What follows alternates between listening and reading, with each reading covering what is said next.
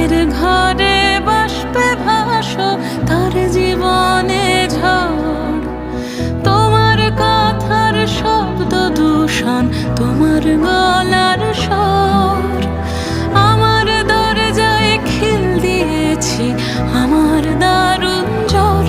তুমি অন্য কারোর সঙ্গে বেঁধো ঘর, তুমি অন্য কারোর সঙ্গে